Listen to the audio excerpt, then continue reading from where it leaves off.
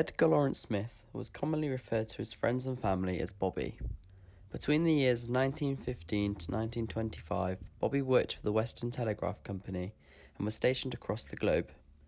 He went on to work in Carcavelos, Portugal during the Second World War and became the branch manager for cable and wireless at Aden, Gibraltar and Malta. In the years 1915 and 1916, Bobby was located in Madeira. In his letters to his mother, he paints an enjoyable picture of what life was like during this time.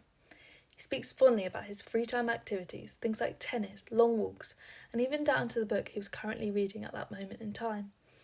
However, sometimes he gives a snippet of information that places his story into a grand narrative of history, both past and present. In December 1915, Bobby made the comment, "I suppose the season is commencing now, as every boat brings about 10 passengers now, and Reed's Hotel has opened up." What may seem a small passing comment actually gives an insight into some history. Reed's Hotel in Madeira was actually visited many years after Bobby lived there by Winston Churchill, where he was writing his memoirs in the 1950s. Despite Bobby being stationed in the secluded island of Funchal as the First World War continued, even he could not escape the danger that such a conflict brought. In a letter to his mother, Bobby describes a bombing of the island. "Then the sub's first shell came screaming over our heads. My word, you should have seen that crowd melt away." A more light-hearted connection that Bobby has to the war at large lies in his efforts to keep his mind sharp on the island. In a letter to his father, Bobby requests the Pellman Mind and Memory course, which was a common pastime for British soldiers fighting in the trenches. Thankfully, Bobby gets through the final years of the war relatively unscathed, and by 1919, having travelled from Funchal to Cape Verde and then to Montevideo, Bobby's days become much more colourful. Observing plays, Italian operas, and ballet groups, Bobby jokes in one of his letters that he is making great strides in the society world. On March 16th, 1921, Bobby wrote his final letter to his mother, announcing his departure of Montevideo. As requested by the Western Telegraph Company, Bobby was sent to Bahia, Brazil, as the only qualified experienced mechanic to install new apparatus in the Bahia station. Although not mentioning much about his work, his commitment and hard work and ethos is apparent in his letters.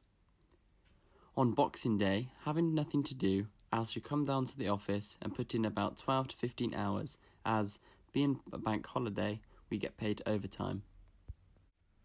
Bobby proved in his letters that by working hard, he was rewarded with free time to attend his favourite pastimes.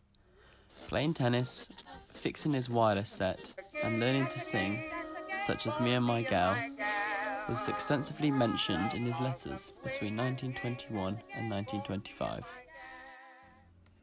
In his letters to his mother, dated the 23rd of June 1922, Bobby mentions the Portuguese aviators who were flying from Lisbon to Rio, who left Pernam in the morning, appeared in sight, flying very low, and caused great excitement among the inhabitants, many of whom have never seen an aeroplane before.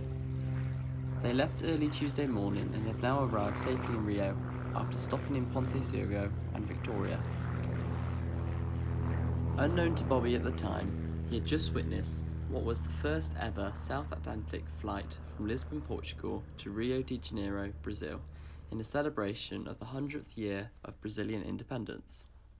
Its impact on Bobby was only briefly mentioned, but the event itself has gone down in world history and has paved way to commercial flights from Europe to America.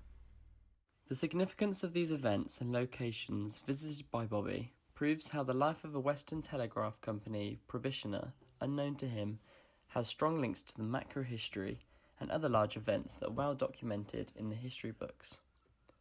What little impact these events may have had on Bobby have gone on to have a much larger effect on world history.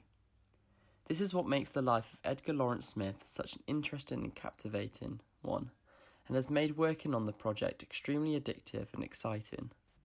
We are very thankful to our coordinator, Charlotte Todd, and PK Porthcurno for this exciting opportunity. For me and my dad, and sometime I'm gonna build a little home for you, for